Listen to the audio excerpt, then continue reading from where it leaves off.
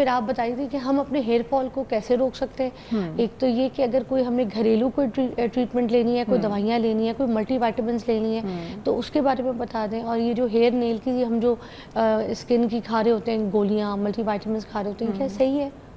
अच्छा फिज़र, सबसे पहले तो मोस्ट कॉमन कॉज जो हम देखिए ना, ख़ासतौर पे बच्चियों में जो आती है, एक तो हार्मोनल इम्बैलेंस होता है, एक होता है हमारे यहाँ पैलर होता है, एनीमिया होता है, या आयरन डेफिशिएंसी होती है, यानी खून की कमी होती है। तो ये आप देखते किसी को बता भी सकते हो, भाई तुम बड़े पीले लग रहे हो, तो जो वो पेलनेस होती है ना, दैट इज़ आयरन डेफिशिएंसी या खून की कमी। तो उसमें आप आयरन सप्लीमेंट्स लेना शुरू कर दो तो बालों का गिरना रुक जाता है। ठीक है, जैसे बचपन में हम सर्विक्स जी लेते थे, मैं नाम नहीं लेना चाह रही थी मगर अभी ले लिया। सर्विक्स जी में भी आयरन होता है, उसमें जिंक होता है। जो जिंक है ना, वो बालों के लिए, हम पहले भी जिंक पे बात कर चुके हैं, बालों, स्किन, नेल्स के लिए जिंक बहुत अच्छा है। और जिनको जिंक डेफिशिएंसी होती है उनके भी बाल बहुत गिरते हैं। तो जैसे डिफरेंट कॉजेज़ होती हैं बाल गिरने की, तो उनमें से एक कॉज जिंक डेफिशिएंसी है, एक कॉज आयरन डेफिशिएंसी है, एक कॉज हार्मोनल इम्बैलेंस है, कुछ फिर दूसरे हार्मोनल इम्बैलेंस जैसे थायराइड के प्रॉब्लम्स हैं, कुछ लोगों को डायबिटीज़ की वजह से गिर रहे हैं। तो वो 100 डिफरेंट कॉजेज़ हैं बाल गिरने की। तो उसमें हमें फाइंड आउट करना होता है कि आपकी कॉज कौन सी है। तो इससे बेहतर ये होता है कि आप अपने डॉक्टर से मशवरा कर लें एक दफ़ा। लेकिन अगर घर में कुछ कर सकते हैं, किसी को लगता है कि उसका पीलापन है, जैसे आपको हाथों से पता चल जाता है, हाथ हमारे हमेशा रेड होते हैं, हल्की सी पिंकिश ह्यू होती है। तो अगर आप एक नॉर्मल बंदे के साथ मैच करें और आपके हाथ थोड़े से ज़्यादा पीले हों, तो इट इज़ आयरन डेफिशिएंसी। या फिर अक्सर आपने डॉक्टर्स को देखा होगा, वो कहते हैं ऐसे करके दिखाएं, ठीक है।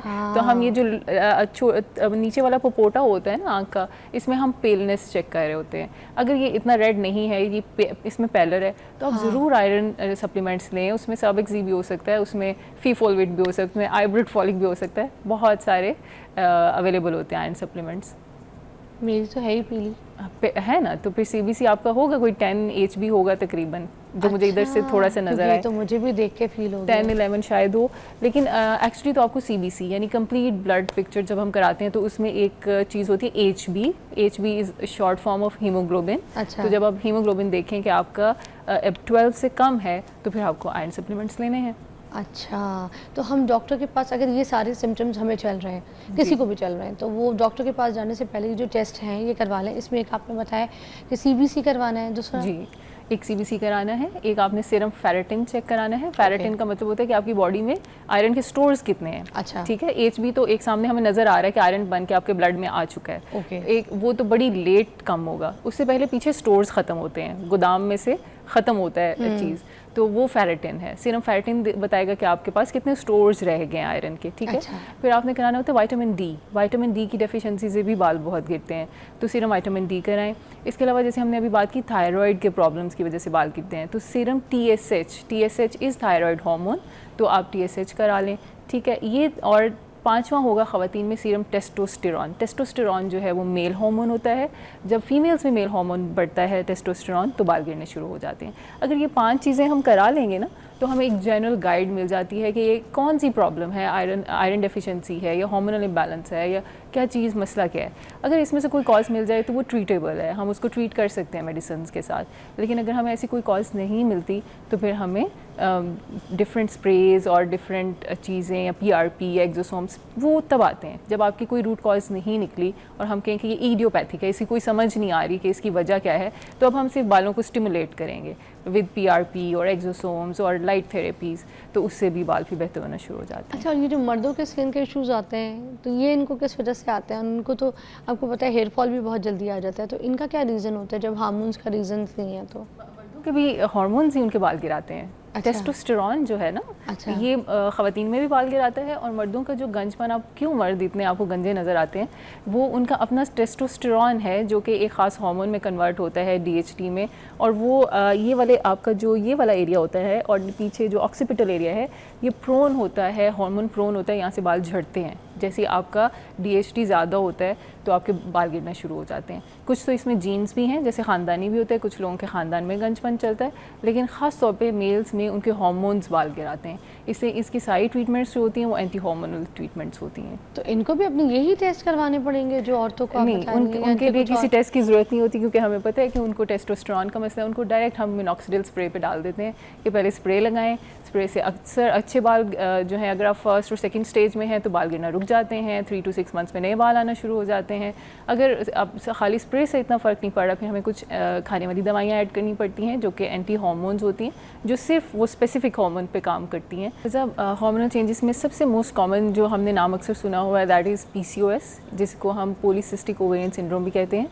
ये प्यूबर्टी के बाद, यानी कि जब भी बच्चियाँ जवान होती हैं उसके बाद कभी भी स्टार्ट हो सकता है, लेकिन पहले 1-2 साल में इसको डायग्नोज करना बहुत मुश्किल होता है, क्योंकि पीरियड्स इरेगुलर होते हैं और बहुत सारी हार्मोनल चेंजेस आ रही होती हैं। तो 2 से 3 साल के अरसा के बाद यूजुअली जाके ये डायग्नोज होता है, किसी भी एज में हो सकता है। दूसरा ये कि 30s में जाके ये आपके ओवरवेट कैटेगरी के साथ ज़्यादा लिंक्ड हो जाता है। जैसे आप वेट गेन करना शुरू करते हैं तो 30s के बाद वैसे भी आपकी हार्मोनल चेंजेस आ रही होती हैं, और वेट गेन के साथ आपकी इंसुलिन रेजिस्टेंस पैदा होती है, और इसको हम कहते हैं मेटाबॉलिक सिंड्रोम में आप जा रहे हैं। मेटाबॉलिक सिंड्रोम का ये मतलब है कि जैसे ही आप वेट गेन करना शुरू करते हैं तो इंसुलिन रेजिस्टेंस होती है, साथ ही हार्मोनल इम्बैलेंस शुरू हो जाता है, डायबिटीज़ आने के चांसेस बढ़ जाते हैं, हाइपरटेंशन और कोलेस्ट्रॉल के लेवल्स बढ़ना शुरू। Right after 30s? Right after 30s, या जब भी आप वेट गेन करना शुरू कर देते हैं। अच्छा, तो उसके और ये साथ मर्द औरत दोनों में? ये ज़्यादा हम ख़वातीन की बात कर रहे हैं, क्योंकि मर्दों में तो फीमेल हार्मोन्स होते ही नहीं है, तो हम फीमेल हार्मोन्स के इम्बैलेंस की बात कर रहे हैं। मर्दों के टेस्टोस्टेरोन ऑलवेज नॉर्मल रहते हैं, उनका इससे कोई ताल्लुक नहीं है। अच्छा, तो ये औरतों को फेस करना पड़ता है? ये औरतों को फेस करना पड़ता है। अच्छा, इसमें फिर बॉडी में बाल आ जाना बहुत ज़्यादा, फिर ये कुछ हेयर लॉस का इश्यूज भी जो सुनने में आता है, वो भी इन्हीं रीजंस? जी बिल्कुल, बहुत सारे सिम्टम्स होते हैं इसमें। सबसे पहले जो सिम्टम आपको आते हैं वो तो इरेगुलर साइकिल्स का होता है, लेकिन आप देखें कि स्किन पे क्या आता है, तो उसमें आपके सर से बालों का झड़ना और चेहरे के ऊपर अनवांटेड फेशियल हेयर का आना, जैसे कि दाढ़ी वाले एरिया में, मोस्टैच एरिया में, ऐसे इसको हम कहते हैं मेल पैटर्न के तरह के आपके बाल निकलना शुरू हो जाते हैं। जैसे दाढ़ी में मर्दों में बाल होते हैं, ख़वातीन में नहीं होते, लेकिन उनके आना शुरू हो जाते हैं। इस तरह मोस्टैच एरिया में, इसी तरह आपकी चेस्ट के ऊपर या एब्डोमेन के ऊपर बाल आना शुरू हो जाते हैं। हिर्सुटिज्म इसको कहते हैं। एक ये बहुत बड़ा साइन है कि आपके हार्मोन्स इम्बैलेंस हो रहे हैं। दूसरा, जॉ लाइन के ऊपर एक्नी आना शुरू हो जाती है, लोअर फेस एक्नी। ये कील मुहासे से निकलना इवन लेट एज में, जैसे 30s में हमने देखा है आजकल एक्नी बहुत कॉमन है, तो वो सबसे उसकी बड़ी वजह जो है वो हार्मोनल इम्बैलेंस है। इसके अलावा सर में गंजपन शुरू हो जाता है, फीमेल पैटर्न बाल्डनेस, ये जो सेंट्रल मांग होती है ये वाइड होना शुरू हो जाती है और बाल गिरना शुरू हो जाते हैं। ये इसका बहुत बड़ा। एक फिर सिबोरिया, जिसको हम डैंड्रफ कहते हैं, एक ऐसी डैंड्रफ शुरू होती है कि ख़त्म ही नहीं होती, ये भी हार्मोनल इम्बैलेंस के साथ है।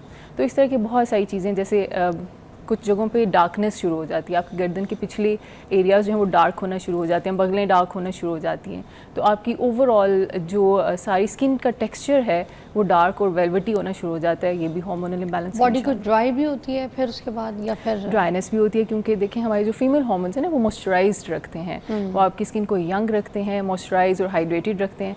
जैसे ही इम्बैलेंस शुरू होता है तो ड्राइनेस के मसले शुरू हो जाते हैं।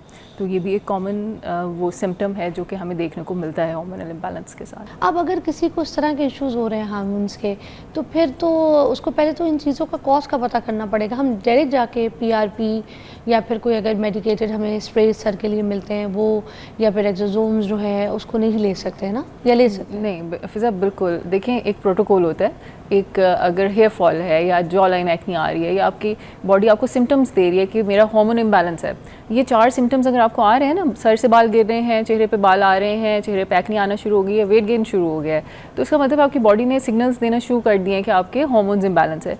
अब फर्स्ट स्टेप ये होगा कि हम उसकी इन्वेस्टिगेशंस कराएं, उसके लैब टेस्ट कराएं कि आइदर वाकई ही आपके हार्मोन इम्बैलेंस है या नहीं। और वो टेस्ट होते हैं, वो स्पेसिफिक टेस्ट होते हैं जो first and second days of period पे किए जाते हैं। LH, FSH, serum testosterone, serum prolactin, और उसके साथ एक अल्ट्रासाउंड किया जाता है पेल्विक एरिया का, ताकि हम ओवरीज में देखें कि पॉलीसिस्टिक ओवेरियन डिजीज़ है, सिस्ट नज़र आ रही हैं ओवरीज में या नहीं। अब ये 3 चीज़ों पे हमने बात की, एक सिम्टम्स हैं, दूसरे लैब टेस्ट हैं और तीसरा अल्ट्रासाउंड है। इनमें से 2 चीज़ें पॉजिटिव हो जाएँ तो आपको कन्फर्म हो जाता है कि आपको पॉलीसिस्टिक ओवेरियन डिजीज़ है या हार्मोनल इम्बैलेंस है। तो उसको फिर ट्रीट करने के लिए मेडिकेशंस होती हैं, और इसका इलाज हमेशा शुरू होता है वेट रिडक्शन के साथ। अगर आप ओवरवेट हैं तो जो सेंट्रल ओबेसिटी है, आपकी एब्डोमेन के ऊपर जो फैट्स होती हैं, ये हार्मोनल इम्बैलेंस का बहुत बड़ा बायस बनती हैं, क्योंकि यहीं से इंसुलिन रेजिस्टेंस शुरू होती है, यहीं से सारा मेटाबॉलिक सिंड्रोम स्टार्ट होता है। तो सबसे पहले हम ये कहते हैं घर में क्या कर सकते हैं आप कि 30 मिनट्स की वॉक डेली इनकॉर्पोरेट करें अपने रोज़ाना की रूटीन में। और इसमें ये मत समझें कि जो मैं 30-30 मिनट या 2-2 घंटे किचन में खड़ी रहती हूँ दैट इज़ एग्जॉशन। वो एग्जॉशन नहीं है, वो सिर्फ फटीग है, ठीक है। तो अपने लिए टाइम निकालें, आधा घंटा मॉर्निंग में या शाम में ज़रूर ब्रिस्क वॉक पे जाएँ। उससे आपकी जैसे ही वेट रिडक्शन शुरू होगी, हार्मोन्स बैलेंस होना शुरू हो जाते हैं। ये एक एडजंक्टिव ट्रीटमेंट है, लेकिन उसके साथ साथ हमें मेडिसिन्स भी लेनी पड़ती हैं, खाने वाली दवाइयाँ खानी पड़ती हैं ताकि हम हार्मोन्स को बैलेंस कर सकें। अच्छा, हार्मोन्स के जो चेंजेस जब ये शुरू होते हैं, ख़ासतौर पे छोटी उम्र की जो बच्ची हैं जिनके बारे में आप बात कर रहे थे, प्यूबर्टी टाइम भी जब उनका होता है, जी। तो उस वक्त उनको कोई ऐसी चीज़ जो हमें नहीं खिलानी चाहिए, हमें परहेज़ करवानी चाहिए, या हम कुछ ऐसी गलती कर जाते हैं, वो प्लीज़ हमें डिस्कस कर लें हमारे साथ। जी देखें, हमेशा बच्चों को ना मॉडरेशन में फ़ूड दें। आजकल मैंने देखा है कि माएँ ठूसती हैं, फूड ठूसती है, बच्चे को जब तक भूख ना लगे उसे खाना ना दें। अच्छा। दूसरा ये कि बहुत ज़्यादा फ़ास्ट फूड ना खिलाएं बच्चियों को, ख़ास तौर पे क्योंकि फ़ास्ट फूड में बहुत ज़्यादा हाई कैलोरी डाइट होती है। तो जब बहुत ज़्यादा हाई कैलोरी डाइट आप बार बार देते हैं तो अर्ली प्यूबर्टी होने के चांसेस भी हो जाते हैं। अर्ली प्यूबर्टी के साथ ये सारी चीज़ें जो है मिली हुई हैं, ओवरवेट के साथ, अर्ली प्यूबर्टी के साथ PCOS जुड़ा हुआ है बिल्कुल। तो इसलिए मॉडरेशन में ऑर्गेनिक फूड, घर का बना हुआ खाना ये ज़रूर दें। दूसरा ये, जैसे मैंने आपको बताया कि प्यूबर्टी के 1-2 साल तक आप कोई भी हार्मोनल इम्बैलेंस को डायग्नोज नहीं कर सकते, क्योंकि उस वक्त बहुत सारी चेंजेस आ रही होती हैं, ठीक है। बहुत सारे हार्मोन्स अप डाउन होते हैं, साइकिल्स इरेगुलर होते हैं। तो उस वक्त हम किसी को लेबल नहीं कर सकते कि अभी हार्मोनल इम्बैलेंस है। तो इसे हम 2 से 3 साल का वेट करते हैं कि सिम्टम्स को देखते हैं और हार्मोन्स के ट्रेंड्स को देखते हैं। 3 साल के बाद जाके डायग्नोज होता है। तो उस वक्त आप क्या कर सकते हैं कि वेट कंट्रोल करना बहुत ज़रूरी है और डाइट का ख्याल रखना बहुत ज़रूरी है, फ्रीज़ी ड्रिंक्स वगैरह और हाई कार्ब्स डाइट। अच्छा डॉक्टर कंसा, कुछ बच्चियाँ ऐसी होती हैं जो, एक न्यूज़ की ब्रेक है, बड़ा इंपॉर्टेंट सवाल था, वरना मेरे जैसे कुछ कज़न्स हैं मेरी, मैं उनसे बहुत बड़ी हूँ और वो सिर्फ 15 साल की, मगर मेरे से देखने में भी ज़्यादा लंबी हैं, चौड़ी भी हैं, तंदुरुस्त भी हैं, और 15 साल की उम्र में मुझसे बड़ी लगती हैं। इसका जवाब मैं आपसे ब्रेक के बाद पूछूंगी।